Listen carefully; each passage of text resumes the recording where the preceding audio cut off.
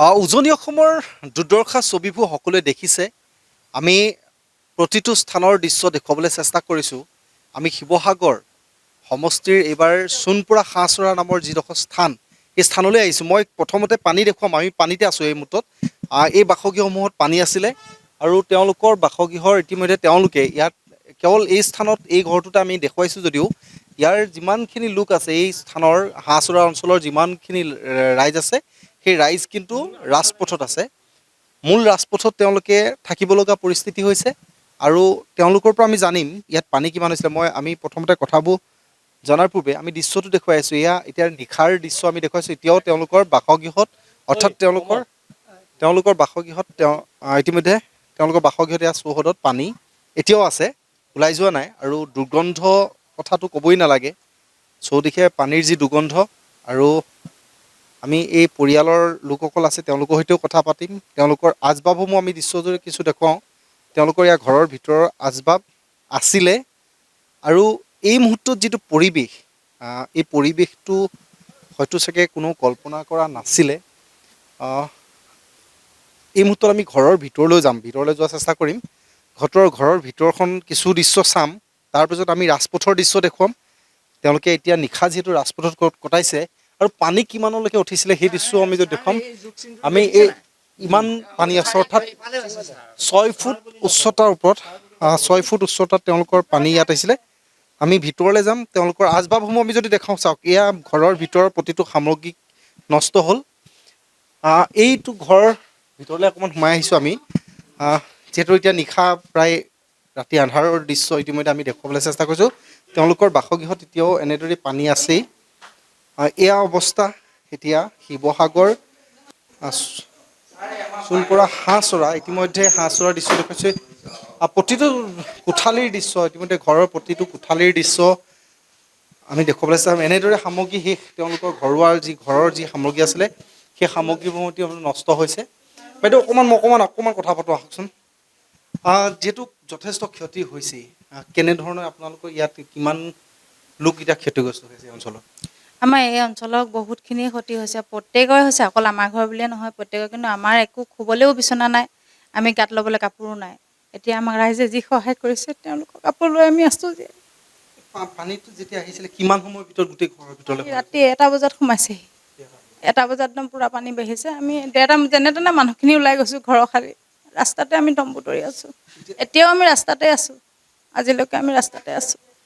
আমি এতিয়া চৰকাৰলৈ এটাই অনুৰোধ, আমাৰ ইমানখিনি, মোৰ ল'ৰা এটাও আছে, আমাৰ ঘৰত দিবাংগৰ ল'ৰা এটাও আছে, দাদাৰ ল'ৰা।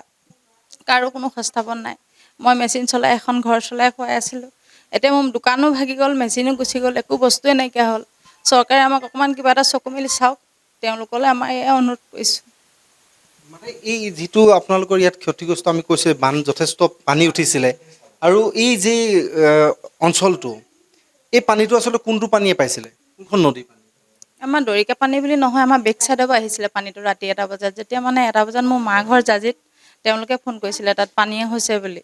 মই উঠোঁতে তেতিয়া মই আমাৰ ঘৰত চোতালত উঠিছিলোঁ নাই, তাৰপৰা পানী এনেকুৱা শব্দ শুনিছোঁ, মই মানে উঠি আহিছোঁ, পানীটো বহুত ডাঙৰকৈ ঢৌ উঠি আহিছে। আহি পিনি ভিতৰৰ পৰা আমি মানুহখিনি জগোৱা মানে আমি মানে যাব নোৱাৰা হৈ গ'লোঁ আৰু, যেনে তেনেহে ওলাই গৈছোঁ। তেতিয়া পানীটো খালি ক'ৰ পৰা আহিছে আমি সেইটো অনুভৱ কৰিব পাৰোঁ। ঘৰৰ কিবা সামগ্ৰী বাচিলে নাই, বচাব পাৰিলে? একো নাই, সকলো শেষ হৈ গুচি গ'ল। আমি এতিয়া নতুনকৈ কোনোবাই আমাক চিলিণ্ডাৰ এটা দিছেহি, কোনোবাই পাইপ এডাল দিছে, আমি তেনেকৈ ভাতকেইটা বনাই খাইছোঁ। বাহিৰতে চৰুটো লোকে দিছেহি আমাক, নিজৰ বোলা বস্তু একো নাই। এই মুহূৰ্তলৈকে যদি আমি চৰকাৰ প্ৰশাসনৰ কিবা আপোনালোকে ব্যৱস্থা পাইছে নে, প্ৰশাসনৰ লোক আহিছে নে? তেওঁলোকে অকল ত্ৰিপাল এখন দিছে আৰু চাউল 3 কেজিমান 4 কেজিমানকৈ দিছে আৰু মিঠাতেলৰ ঢালি এটা দিছে। তাতে আৰু বেলেগ নিজৰ সংগঠনৰ মানুহখিনিয়েহে আহি সহায় কৰি আছেহি। কোনোবাই ব্যক্তিগতত দিছেহি, কোনোবাই বা ৰাইজৰ হৈ দিছে, তেনেকৈ আমি সহায় পাইছোঁ। কাপোৰ কানিও দিছে আমাক। এতিয়া আমি এইবোৰ লোকৰ কাপোৰে পিন্ধি আছোঁ, নিজৰ বোলা বস্তু একো নাই আমাৰ, চব শেষ হৈ গ'ল। এতিয়া আজি আমাৰ ল'ৰাটোক শুবৰ কাৰণে এখন দি থৈ গৈছে, সেই লোকৰ মানুহে আহি, আমাৰ নাই। চাওক, আমি এই মুহূৰ্তত আমি কৈছোঁ যে ঘৰৰ ভিতৰৰ ইতিমধ্যে এই পলস, আমি পাকঘৰ এটা দৃশ্য দেখাম। এয়া পাকঘৰৰ অৱস্থা চাওক, পাকঘৰত এনেদৰে পলস সোমাই গ'ল আৰু পলস এনেদৰে পৰিছে। আৰু আমি বাহিৰলৈ যাম, আমি অকণমান ঘৰতো দেখুৱাইছোঁ, আমি বাহিৰলৈ যাম, ৰাজপথৰ দৃশ্য দেখুৱাম। এই মুহূৰ্তত যদি কওঁ, আমি এই ঘৰসমূহ এতিয়া পানীৰ পৰা যেনে তেনে মুকলি হৈছে যদিও তেওঁলোকৰ বাসগৃহ চৌহদত এতিয়াও পানী আছে। এনেদৰে সামগ্ৰীবোৰ তেওঁলোকৰ শেষ হৈ গ'ল। চকুৰ সন্মুখত যি জলপ্ৰলয় আহিছিল চব শেষ হ'ল। সেয়া তেওঁলোকে কৈছে গৰু ছাগলী তেওঁলোকৰ আছিলে, হাঁহ কুকুৰা আছিলে, এতিয়া একো নাই। তেওঁলোকৰ উপাৰ্জনৰ পথসমূহ প্ৰায় বন্ধ হৈ পৰিছে।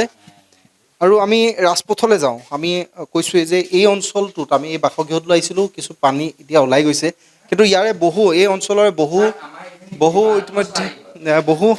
বহু ইতিমধ্যে ঘৰত ইতিমধ্যে পানী সোমাই আছে। আমি ৰাজপথলৈ যাম। আমি কৈছোঁ যে ৰাজপথত এই অঞ্চলৰ বহু লোক ইতিমধ্যে ৰাজপথতে আছে। তেওঁলোকে ৰাজপথত বসবাস কৰিব লগা হৈছে, খাদ্য সামগ্ৰী তাতেই খাব লগা হৈছে। কোনোবাই এমুঠি দি গৈছে, তেওঁলোকে খাইছে। আৰু এই ঘৰটো এতিয়া য'ত আছোঁ, আমি কৈছোঁৱে যে এই বাসগৃহটো ইয়ালৈকে পানী উঠিছিলে। আমি ইতিমধ্যে কৈছোঁ যে এই অঞ্চল এতিয়া বাসগৃহত চৌহদত যদি আমি কমল গোছে দেখুৱাব, চৌহদত ইতিমধ্যে পানী, এতিয়াও বাসগৃহৰ চৌহদত পানী আছে। আমি পানীতে আছোঁ আৰু ৰাজপথলৈ যাম। যিহেতু ৰাজপথতো যথেষ্ট লোকে এতিয়া তেওঁলোকে ৰাজপথত বসবাস কৰি থাকিব লগা এটা পৰিস্থিতিৰ সৃষ্টি হৈছে। তেওঁলোকৰ যি দুই এপদ সামগ্ৰী বচাব পাৰিছে বা তেওঁলোকে এনেদৰেই তেওঁলোকৰ সামগ্ৰী নষ্ট হৈছিলে। দাদা অকণমান আপোনাৰ ওচৰলৈ আহোঁ। আপুনি এই অঞ্চলৰে নে? হয়, কিন্তু মই এইফালে সোঁহাতে এইটো ডিমৌ সমষ্টি, এই ৰাস্তাটো বাওঁহাতে শিৱসাগৰ সমষ্টি। মই সেই সিফালৰ গাঁও প্ৰধানে। তথাপিও এই অঞ্চলটোৰ যি ক্ষতিগ্ৰস্ত হৈছে এতিয়া, এই ক্ষতি আচলতে এনেধৰণৰ জলপ্ৰলয় যিটো ক্ষতি কৰিছে, এই পৰিৱেশটো পূৰ্বতে কেতিয়াবা কল্পনা কৰিছিলে নে এনেকুৱা এটা পৰিৱেশ হ'ব পাৰে বুলি? নাই, এনেকুৱা হোৱা নাই। আমি 89ত এটা খুব সম্ভৱ 89ত বানপানী আহিছিলে, 89ত আহিছিলে। তাৰপিছত সেই বানপানীটো এনেধৰণৰ নহয়, কিন্তু এইটো হ'ল প্ৰকৃতিৰ ওপৰত মানুহে কৰা অত্যাচাৰৰ ফলহে। নগা পাহাৰখন, গোটেই পাহাৰখন শিল বালি কয়লাৰ কাৰণে গছ কাটি শেষ কৰিলে। 40-50 বছৰৰ পিছত তাৰ প্ৰকৃতি এটাৰ ফলটোহে দিছে। ভাষ্য অনুসৰি মোৰ ৰিলেশ্যনৰ মানুহ আছে নাগালেণ্ডত, যি সাধাৰণ এটা জুৰি আছিলে, সেই সেনেকুৱা 8-10টা জুৰি এখন দিখৌ সমান বহল হৈ আহিলে, সেই খহাই লৈ আহিলে পাহাৰটো। তাৰ ফলতে এনেকুৱা ধৰণৰ হৈছে। আৰু যদি আমাৰ লাকুৱা পথালিগড় গড়টো আৰু যদি আমাৰ শিমলুগুৰিটো তিনিচুকীয়া ৰেল লাইনটো আৰু আহোম ৰজাৰ দিনৰ এই গড়গাঁৱৰ গড়টো দৰিকা নগৰলৈ থকা নাথাকিলে হয়, এইফালে ঘৰ এটাও নাথাকিলেহেঁতেন। আৰু বিশেষকৈ এই দুটা অঞ্চল এই দৰিকা নদীৰ ওপৰত ওচৰৰ অধিক ক্ষতিগ্ৰস্ত হৈছে। প্ৰত্যেক মানুহৰ অজস্ৰ সম্পত্তি নষ্ট হৈছে। এতিয়া ৰাজপথত কিমানমান লোক এতিয়া আবদ্ধ হৈ আপোনালোকে? এতিয়া 2খন গাঁও লগ লাগি প্ৰায় 250মান মানুহেই আছে। পৰিয়াল হিচাপেতো 40টামান পৰিয়াল আছে, ইয়াতে আছে। গৰু গাই কাৰোবাৰ হয়তো বচাব পাৰিছে, কাৰোবাৰ নাই পৰা। নাই, ইয়াতে একেবাৰে মোৰ লংকা গোহাঁই ৱাৰ্ডৰ 1 নম্বৰ ঘৰ মনজিৎ দত্তৰ 2জনী জাৰ্চি আৰু এজনী দেশী গাই ঢুকাইছে। আৰু কেইবাঘৰো গৰু ছাগলী মৃত্যু হৈছে। এতিয়া আমাৰ আটাইতকৈ মানুহৰ চিকিৎসাটো পাইছোঁ। ৰেচনো পৰ্যাপ্ত পৰিমাণে নহ'লেও পোৱা হৈছে, কিন্তু এটা বস্তুৱে আমাক খুব কম হৈছে, আমাৰ পশু খাদ্যসমূহ আমি একেবাৰে পোৱা নাই। আৰু পশু খাদ্যসমূহ নাপালে আমাৰ অলপ দিনৰ পিছত আমাৰ গৰুসমূহ আৰু অৱস্থা শোচনীয় হ'ব। গতিকে মই বিভাগীয়সকলৰ লগত যোগাযোগ কৰিছোঁ। এগ্ৰিকালচাৰে সম্পূৰ্ণ সহযোগ কৰিছে, 100% ডেমেজ আমাৰ ডিক্লেয়াৰ দিছে শিৱসাগৰ সমষ্টিটো, আৰু তাৰ কামবোৰ চলি আছে। আৰু বাকী ছেৰিকালচাৰেও সহযোগ কৰিছে। খালি ভেটিনেৰীয়ে আমি যিটো দানা পাব লাগে, মই এতিয়া এইখন গোহাঁই গাঁৱত 8 বেগ দানা পাইছোঁ 40 কেজিকৈ। 4খন সৰু সৰু গাঁও আছে, দুবেগকৈ মই দানা দিব পাৰিছোঁ। কিন্তু আমাৰ সেই দানাৰ পৰিমাণটো আৰু বেছি লাগে। বিভাগীয় কৰ্তৃপক্ষৰ লগত মই আজি পাতিছোঁ, কাইলৈ খুব সম্ভৱ আৰু কেইবস্তামান দিব। আমি এই মুহূৰ্তত যদি কওঁ, ক্ষতি সকলোৱে হৈছে। জীৱ জন্তু ইতিমধ্যে পথত আবদ্ধ হৈছে, পথত বান্ধি ৰাখিছে, আৰু তেওঁলোকৰ পথৰ পশু খাদ্যৰ অভাৱ হৈছে। তেওঁলোকে ইতিমধ্যে কৈছে, আমি বাইদেউসকল আছে, আমি তেওঁলোকৰ সৈতেও কিছু কথা পাতিম। কাৰণ এই মুহূৰ্তত যদি আমি কওঁ যে যি দুৰ্ভোগ ভুগিছে, যি ধৰণৰ কল্পনা কৰিব নোৱাৰে। বাইদেউ মই অকণমান আপোনাৰ ওচৰলৈকে আহোঁ। কেতিয়াবা এনেকৈ ভাবিছিলে নে এনেকুৱা ধৰণৰ জলপ্ৰলয় এটাৰ সন্মুখীন হ'ব লাগিব? আমি আজিলৈকে দেখাই নাই এনেকুৱা এটা জলপ্ৰলয়, এইবাৰ প্ৰথম পাইছোঁ। আৰু প্ৰথম যিবাৰে আহিছে আমাক একেবাৰে ৰাজহাড় ভাঙি পেলাইছে। আমি আকৌ কোনটো জীৱনত এনেকৈ পোন হ'ব পাৰিম, ৰাজহাড় পোন কৰিব পাৰিম, আমি ভাবি পোৱা নাই। ৰাজপথত থাকিবলগীয়া হৈছে। ঘৰৰ সম্পূৰ্ণ বস্তু বাহনি একো বাকী নাই, সকলোখিনি ধ্বংস হৈ গ'ল আমাৰ। খেতি পথাৰ, হাঁহ চাহ পালন, আমি যিখিনি কৰিছিলোঁ, পুখুৰী মাছ, আমাৰ সকলোখিনি শেষ। বাইদেউ মই অকণমান আপোনাৰ ওচৰলৈকে আহিছোঁ। এই পৰিৱেশটো আচলতে কি বুলি ক'ব এতিয়া? আমি বান পৰিস্থিতি যিটো কষ্টত আছোঁ, আমাৰ দেউতাও ঢুকালে। আমি বহুত কষ্টত ৰাস্তাতে থাকিবলগীয়া হ'ল 3 দিনলৈকে। 3 দিনৰ পিছতহে আমি ঘৰলৈ গৈছোঁ। আজি দহা হৈছে। এতিয়া ঘৰৰ ভিতৰত থাকিব পৰা অৱস্থা? এতিয়া ঘৰৰ ভিতৰত অলপ সোমাইছোঁ, তথাপি ঘেলৰ মাজতে কাম কৰিছোঁ। আজি দহা কাজ কৰ্ম। কেতিয়া ঢুকালে? আমাৰ দেওবাৰে ঢুকালে। আজি 10 দিন হৈছে। মানে পানী হোৱাৰ পিছতে? পানী হোৱাৰ পিছতে, পানী হোৱা 3 দিনৰ পিছত ঢুকাইছে তেওঁ। এতিয়া গোটেই বয় বস্তু সকলোখিনি শেষ আমাৰ। কেতিয়া ল'ব পৰা, আমাৰ চাকৰি তাকৰি নকৰে, ব্যৱসায় কৰি খোৱা মানুহ, ল'ৰাও চাকৰি বাকৰি নাই। গোটেই গাঁওখনৰ মানুহ বহুত কষ্টত আছে। সেয়াই কৈছোঁ। সেইটো সাহাৰ্য কেনেধৰণে পাইছে, চৰকাৰৰ পৰা হওক বা ৰাইজৰ সঁহাৰিবোৰ কেনেকৈ? ৰাইজৰ পাইছোঁ বাৰু, আমি মাজৰখিনি ইমান পোৱা নাই। এনেই তাৰমানে চাউল, দাইল, বিস্কুট, ধূপ সেইবিলাকে পাইছোঁ। অন্য বাচন বৰ্তন আমাৰো বহুত অনিষ্ট হ'ল। আমাৰ দোকান এখন আছিলে চব্জি, তাৰো ভাগি নিলে। চলি পিয়াৰ পিছত কেনেকৈ সেইটোৱে ভাবি আছোঁ তাৰমানে। মাজৰখিনি আমাৰ ইমান এটা সুবিধা নাই পোৱা তাৰমানে। এতিয়া আমি মাজৰ পৰা ইয়ালৈহে আহিছোঁ এনেই। চাওক, আমি এই মুহূৰ্তত কৈছোঁ যে ৰাজপথৰ দৃশ্য দেখুৱাই আছোঁ। আমি বিভিন্ন প্ৰান্তত গৈছোঁ, শিৱসাগৰ সমষ্টিত গৈছোঁ, আমি নাজিৰালৈ গৈছোঁ, নাজিৰা সমষ্টি গৈছোঁ। আমি এনেদৰে পশুধনৰ প্ৰতি মানে ৰাজপথত বান্ধি ৰাখিব লগা পৰিস্থিতি হৈছে। প্ৰশাসনৰ ফালৰ পৰা আচলতে পশু খাদ্যকে ধৰি তেওঁলোকৰ যিখিনি যথা সামগ্ৰী প্ৰয়োজন আছে, সেই প্ৰয়োজনীয় সামগ্ৰীখিনিতো এই মুহূৰ্তত দিবলৈ সক্ষম হোৱা নাই। এয়া কিন্তু অকল এই স্থানৰে লোকৰে অভিযোগ নহয়, বিভিন্ন প্ৰান্তলৈ গৈছোঁ। আমি কৈছোঁ যে বিভিন্ন প্ৰান্তলৈ গৈছোঁ।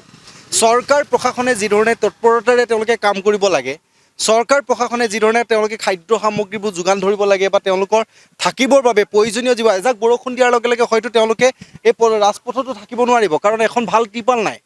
তেওঁলোকক এখন ভাল ত্ৰিপাল তেওঁলোকে এতিয়ালৈকে চৰকাৰ প্ৰশাসনৰ ফালৰ পৰা তেওঁলোকক দিবলৈ সক্ষম হোৱা নাই। তেওঁলোকে অভিযোগ আনিছে, আৰু এই অভিযোগৰ মাজত আমি কৈছোঁৱেই, চৰকাৰ প্ৰশাসনে যিধৰণে তৎপৰতাৰে কাম কৰিব লাগে সেইখিনি কৰা নাই, আৰু এই ধৰণে পশুধন ৰাস্তাত বান্ধি ৰাখিছে, কিন্তু খাদ্য সামগ্ৰী তেওঁলোকক দিব পৰা অৱস্থাত নাই। আৰু প্ৰত্যেক ঘৰ, আমি যদি তললৈ নামি যাওঁ, আমি ৰাজপথৰ পৰা যদি নামি যাওঁ, প্ৰত্যেক ঘৰ লোক ইতিমধ্যে, প্ৰত্যেকটো পৰিয়াল ইতিমধ্যে বানৰ কবলত ক্ষতিগ্ৰস্ত হৈছে।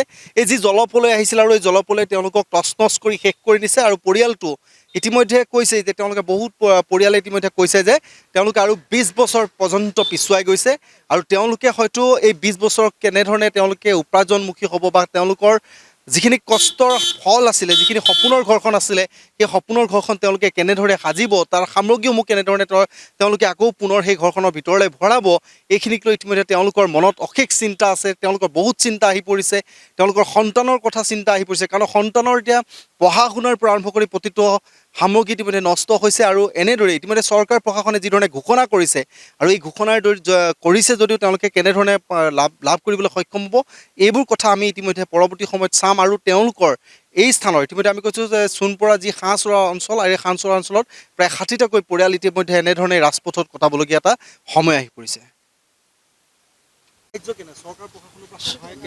আপুনি শুনক, আমাৰ মানে আমাৰ যিটো মানে কোপাৰ্টি দোকান আছে, তাৰপৰা আমি 3টা কিস্তিত আমি বস্তু পাইছোঁ। কিন্তু CM কিটটো এতিয়া 8 কেজি চাউল, 4 কেজি দাইল, সেইটোতো কিট হিচাপে গোটাকৈ পাব লাগে, কিন্তু সেই বস্তুটো নাই পোৱা আমি।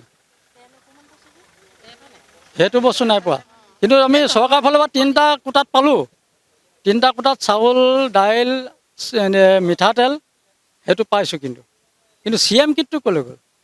CM কিটটোতো গোটাকৈ আহিব লাগে। আমি মোবাইলত পাই আছোঁ, ধৰি লওক 8 কেজি চাউল, 4 কেজি দাইল, তাৰ ভিতৰত মানে মিঠাতেল আছে। সেইটো CM কিটটো এতিয়া CMে কৈছে যে সেই বস্তুটো যদি কোনোবাই খোলাকৈ পায় আমাক যোগাযোগ কৰিব। পোৱা নাই। CM কিটৰ কোনো মানে ভেলু নাই, CM কিটৰ কোনো কাম নাই, গম পাইছেনে? CM কিটৰ কোনো মানে মিনিঙে নাই একো। আমি দেখিও পোৱা নাই, বা আমি তাৰ কোনো মানে হেৰি পোৱা নাই। আৰু সেইটো লৈ আমি পূৰা অসন্তুষ্ট। প্ৰশাসনৰ লোকসকল আহিছে নাই? নাই, প্ৰশাসনৰ কোনো এজনো মানুহ নাই ইয়াত। প্ৰশাসনৰ মানুহ কোনো নাই। কোনোদিন আমাৰ কোনো খবৰ খাতিও নাই, একো নাই, গম পাইছেনে? একো নাই।